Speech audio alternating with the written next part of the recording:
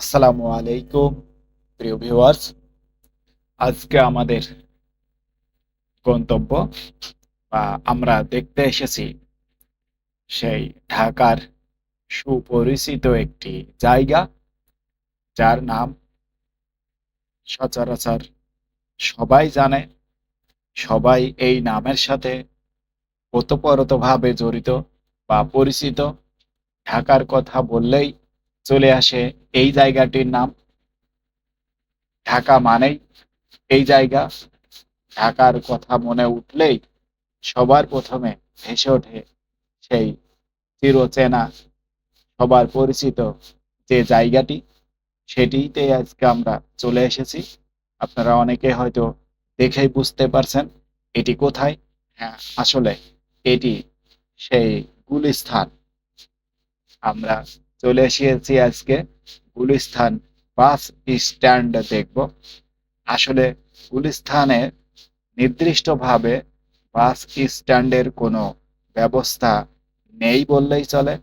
গুলিস্তান থেকে বাসে ওঠার জন্য আপনাকে এই চলন্ত স্টপেজ থেকেই উঠতে হবে। কিছু সময়ের জন্য এই স্টপেজে এসে বাস দাঁড়াবে, আর এইখান থেকে আপনাকে উঠে পড়তে হবে সেই বাসে।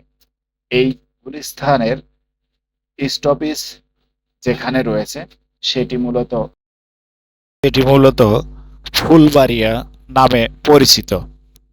সেই স্টপেজ বা গুলিস্তানের যে বাস স্ট্যান্ড, তার নাম হচ্ছে মূল ফুলবাড়িয়া স্টেশন বা ফুলবাড়িয়া বাস ডিপো। স্ট্যান্ড করে দাঁড়িয়ে থাকে। এরপর ওই জায়গা থেকে একে একে যে গন্তব্যে যাবে যে বাসগুলো, মূলত সেই বাসগুলোই বেরিয়ে আসে এই রাস্তায়। এই গুলিস্তান থেকে আপনি যেতে পারবেন সেই পদ্মা সেতু, এখান থেকে যেতে পারবেন আপনি চিটাগং, কক্সেস বাজার। এখান থেকেই ঢাকার অভ্যন্তরে ঢুকতে পারবেন আপনি, যেমন মিরপুর, ধানমন্ডি,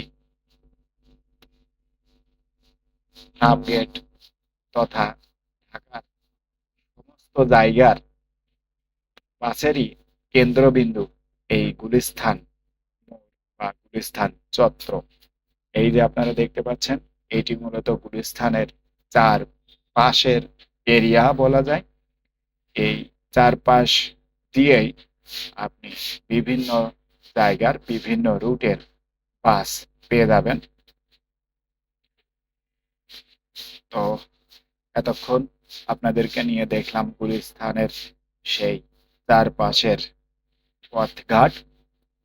ভিডিওটি ভালো লাগলে শেয়ার এবং লাইক করতে ভুলবেন না। ধন্যবাদ সবাইকে আমার সাথে থাকার জন্য। সবার প্রতি বিনীত রিকোয়েস্ট থাকবে ভিডিওটি লাইক, কমেন্টস, শেয়ার করে আরো ভালো ভালো বা নতুনত্বর ভিডিও আপনাদের সামনে আনতে আমাকে উৎসাহিত করবেন। ধন্যবাদ সবাইকে। আসসালামু আলাইকুম ওয়া রাহমাতুল্লাহ।